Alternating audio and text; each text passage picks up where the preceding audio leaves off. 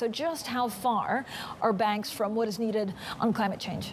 Hi, good morning. Well, they're a long way off. I mean, the report today is really interesting because it gives us a new yardstick for measuring progress. Thus far, we've just been able to talk about kind of absolute numbers of financing of fossil fuels, which we kind of know is contrary to what's needed for getting to net zero emissions. But actually what the BloombergNEF report shows is that we need to not just phase out or phase down fossil financing, but we also need to massively ramp up the financing of clean energy. So today we have a ratio in the economy of about 1 for 1. So $1 of investment in or financing of fossil fuels.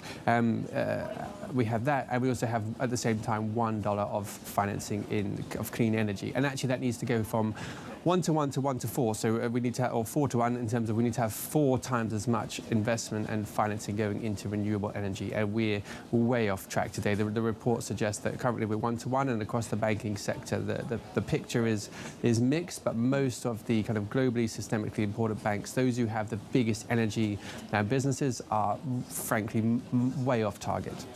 So, Alastair, which banks are the best positioned and which are actually the worst?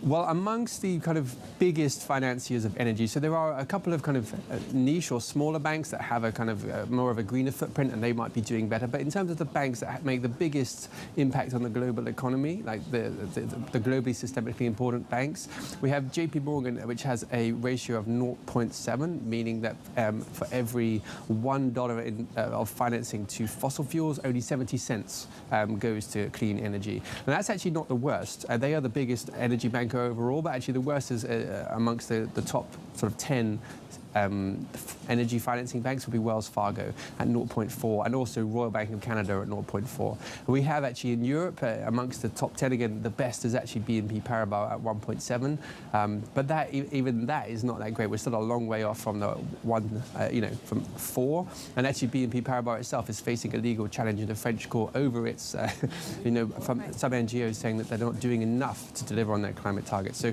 it's a pretty dire picture overall, I'd say.